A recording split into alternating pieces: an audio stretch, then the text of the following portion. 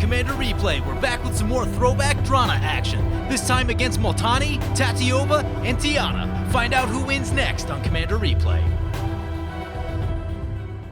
I'd like to thank my awesome Patreon supporters. We have a new Patreon supporter, Matthew Beasley. Matthew, you are awesome. If you want to help support the channel and vote on which decks I play next, feel free to check out my Patreon at the link below. Welcome back, everyone. Playing some more Drana Kalastria Bloodchief. Take a look at our opening hand. We've got 3 lands. We've got card draw. Yep, I like this one. Let's keep. Got a nice 3-drop. We got a Batter Skull. Feeling pretty good. So today I am joined by 3 Patreon supporters. First up, we have Chaotix2075 piloting this Tatyova Benthic Druid deck. Ooh. No love for Tatyova here. All the lands, all the card draw. Next up, we have Zsaw playing Multani Yamavaya's Avatar. Also a really strong commander. It just gets huge late in the game, and it is really difficult to attack profitably into a Multani. And then finally, we have Tiana Ship's Caretaker, piloted by JazzFox. Most likely up to some sort of aura or equipment shenanigans. Personally, I think equipments are probably stronger because they're more well supported, but I think auras are probably a bit more fun. Since there are already a lot of ways to play a Boros equipment deck. I think the aura, half of it, gives you something a little bit more new and exciting to work around with Tiana, but that's just my personal take. We'll see what they're up to with it. So that's going to bring it back to our turn. We draw into a Thought Vessel. There's a little bit of mana ramp for us, so get this swamp down, and we'll pass the turn. A Draga Tree Speaker coming down for the Multani. Sounds pretty good. So that'll bring it to our turn 2. We draw a swamp, play the Thought Vessel, and we will pass like that. So opponent going to put a counter on the Draga Tree Speaker, sure. Tree Speaker going to swing into us for 1. Okay. We go down to 39. So it brings it back to our turn. We draw this Meteor Golem. That'll probably come in handy in the future. Right now, let's just get a swamp down. I'm going to go with the Vampire Nighthawk right here, simply because I don't really know what I'm looking for yet with the Read the Bones. If we draw another land or 2, then I'm probably not looking for lands, but if we start missing lands, then I'll probably look for one. So because of the Scry ability, I just want to wait a little bit longer on that Read the Bones just to kind of get a good feel of what we need next. There's a Cultivate for the Tatyova, so they'll be on Tatyova mana next turn. Tithe for the Tiana opponent, and an Enlightened Tutor. Grabbed a Misfell Plains with the Tithe, seems legit. Here's a Tireless Tracker for the Multani opponent. Ooh, that's a Smothering Tithe. Yep, opponent went for the Smothering Tithe with the Enlightened Tutor, and here comes the Smothering Tithe. That's a really good card. Good target for this Meteor Golem, but we're still a few turns away from that. So we draw a Deserted Temple. Smothering Tithe is going to trigger. Not going to pay for it. Let us play the Deserted Temple. We're on 5 mana. I think we just go for our commander right here. Tatyova can gain life like crazy, so let's take a little poke over at them. Zendikar's Royal coming down for the Tatyova opponent. Also a really good card. Another enchantment on the board that we need to I'd prefer to get rid of, but we have only this single Meteor Golem and maybe an Ugin, so not a lot of ways to get rid of enchantments. Hopefully the Multani and the Boros player have something for the Zendikar's Royal, because that thing can get out of hand. There's a Cultivate for the Multani. They're going to get some lands. So opponent's going to crack a clue and draw a card. Multani going on the attack, going to send a Tireless Tracker into the Tiana and Dryad Arbor into the Tatyova. This Dryad Arbor is a pretty appetizing target for Drana. There's a Squeed the Immortal. Fun card. So we draw a card. Smothering Tithe is going to trigger. Not paying for it. Play the Swamp. What are we doing this turn? We're on 6 mana. This might be a good turn for the Read the Bones. I'm going to send everything into the Tatyova player. I'm going to leave back the Nighthawk. The Nighthawk is just such a good blocker. No one wants to attack into a Death Toucher. So let's go on the attacks. Right here, we're going to use the Drana ability. What should we use it on? Probably this Tireless Tracker? Tireless Tracker, yeah, Tireless Tracker gets really big. Yeah, I guess we'll just spend all of our mana doing that and pump up the Drana to 8 power. Seems pretty good. And we'll pass the turn like that. So Tatyova down to 29, 8 commander. Here comes Tatyova.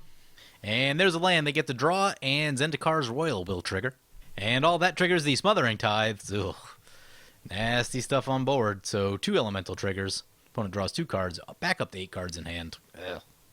So opponent's going to use their Makokoro, and that triggers Smothering Tithe a bunch of times. Uh-oh. Opponent has so many Smothering Tithe tokens. Looks like they're going to be at 12 by the time this is all said and done. There's a Sigarda's Aid. Oh boy. So that brings it back to our turn. We draw a card. We draw a swamp. So, what are we doing right here? Let's get this Myriad Landscape down. All right, so I think we're going to go to combat, and let's swing into the Tiana right here. See if they have anything before... All right, so no blocks from our opponent. I think we're going to shoot down this Tatyova. That thing is a little bit too good. And might as well just tap out everything. Opponent's going to use Settle the Wreckage on us. At least we get a land. Still shoots the Tatyova, though. Oh, no, we don't even get the land because... Huh. For some reason we didn't get to search for a land. I don't know why. So Lore Scale, Coddle, and Wayward Swordtooth coming down, and a bunch of lands coming down for the Tatyova opponent, and that's why we got rid of the Tatyova, because they would have just drawn a bunch more cards. And that would have been a problem. Crop rotation for the Multani opponent. Ooh, there's a Gaia's Cradle in play for the Multani opponent. Getting 5 mana off that. They, too, have a Zendikar's Royal in play. And Multani coming into play. Ooh, Asceticism coming down. That's really good against our commander. Yeah, now we can't target stuff. That's probably where we have to put the Meteor Golem, but... Man, Ugin is really the card we want right here. Opponent's going to recycle the Settle the Wreckage with Mistveil Plains. Sure. And Multani's going to crack a clue. Opponent going to use that Makoro one more time. Yup. So much mana with this Smothering Tithe. It's going to trigger the Lore Scale Coddle. Not going to pay for that Smothering Tithe. We draw into a Falconwrath Noble. That Falconwrath Noble will be pretty good if we can find a board wipe, because there's starting to be a growing number of tokens in play, and we could potentially, like, just ping someone out of the game with a few more lands from our opponents and a board wipe. So we draw into an Unstable Obelisk. That is a way for us to get rid of some of the problematic permanents on board. Oh man, 7 to use that Unstable Obelisk? That seems like a lot. I think we want to definitely crack this Myriad Landscape. We need to get more lands into play. I have a feeling over the next turn or two things are going to get pretty rambunctious, so we're going to want to have a lot of mana out. Get 2 swamps. Play a swamp. I'm going to play the Batterskull right here so we have an additional blocker. And again, we're just going to go with the stay and put since there are many, many things on board. Tatyova coming back to play. Yep. Land comes, 2 landfall triggers go on the stack. And that'll trigger the Smothering Tithe. 2 more landfall triggers going on the stack. Yep, that'll trigger the Smothering Tithe once more. The Lore Scale Coddle getting pretty big. Now a 6/6. There's a Journey of Discovery. Opponent's going to get to search for 2 basics, put them into their hand. More lands coming into play. More landfall triggers. Opponent going to send a bunch of 2/2s over to the Tiana. Sure. Opponent going to do some blocking. That might be a sign that they have a board wipe. Although I guess they can recast Squee from anywhere. But they're trading in the champion, so that says maybe board wipe. We'll see what happens. Opponent cracking some clues, and there's a Shielded by Faith. Okay, that makes sense. They're going to give it Indestructible. Opponent's going to recycle their Enlightened Tutor with the Mistveil Plains. Tiana does end up at 32 after that exchange. Zendikar's Royal will trigger again. Here comes the Rampaging Baloths. Yup. Things getting pretty scary. There's a Regrowth. I didn't see what it got, though. Getting back the crop rotation. It's going to trigger the Zendikar's Royal and the Rampaging Baloths. Uh-oh. Opponent has a Rogue's Passage down, and now Multani cannot be blocked. There's an Eternal Witness. Let's see what that gets back. Regrowth, maybe? Tireless Tracker. Go in for the crop rotation one more time. Multani coming into us. And a couple tokens going into the Tiana. Well, we can't block the Multani, so we're just going to have to take that. But we go down to 31, 10 Commander. Opponent can activate that Makokoro again. We draw an Anawan. Yeah, Anawan's going to be a bit slow right here. Not exactly what we were looking for. Squee the Immortal coming back to play. Monastery Mentor coming down. That's a good one. I used to play that one a lot in 1v1. Haven't really adopted it much in multiplayer, though. Still a very good card, though. Opponent moves the Shielded by Faith over to it. We draw a Necropotence. That is interesting. Not going to pay for the Smothering Tithe. Play the Swamp. Have that feeling like if we try to Necro for a million, then we just die to stuff. I think we take a look with the Read the Bones. Kind of wish I did that last turn, honestly. Sangromancer's a card. I'm going to put Sangromancer on the bottom. Or I'm going to put the Swamp on the bottom. Put Sangromancer on top. Draw a Grim Monolith. It's going to trigger Smothering Tithe twice. Play the Grim Monolith. Play the Sangromancer. Shielded by Faith will trigger. And play the Falconwrath Noble. Do we attack anywhere with the Germ token? Yeah, I think we just attack over to the Tiana just to try to get some life gain, make sure that our life total stays high. But I'm very worried about dying to many, many things over the next turn. We really needed a board wipe right there. Opponent's going to actually double block the token. That's fine. So that's going to give us a Sangromancer trigger and 2 Falconwrath triggers. Ooh, there's a Royal Elemental coming down for the Tatyova opponent. That's good. That can potentially clean up some of the issues on board. Oh, wait, is that gain control or is that bounce? Oh, that's gain control. Ooh, well, it can still do some stuff. Not good. Opponent's stuff has hexproof. So I think we're about to get blown out right here. Yep, getting our Nighthawk stolen. So more landfall triggers. Explorer coming down for our opponent. More landfall triggers. Our Sangromancer's getting stolen. And there's a Beastmaster Ascension. This is probably going to do it. More lands keep on coming. And Elixir of Immortality. So a bunch of tokens coming into us. Beastmaster Ascension going to trigger a bunch of times. I think this is going to do it. Opponent miscounted the damage. Everyone gets to live now. So opponent getting some Sangromancer and Falconwrath Noble triggers. We're at 3.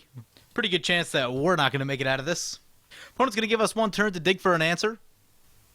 Crop rotation for the Multani opponent. So Rampaging Balas is going to trigger. Zendikar's Royal is going to trigger. 15 green mana off of the Gaia's Cradle. Ugh.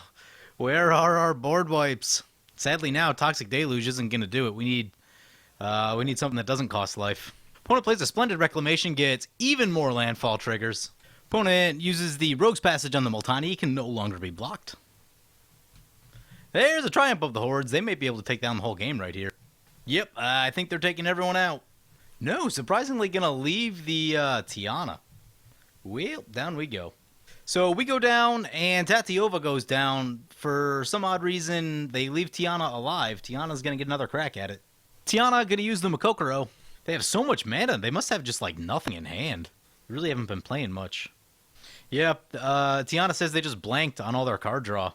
Down we go to the Multani. That's what happens when no one plays a board wipe against multiple green decks.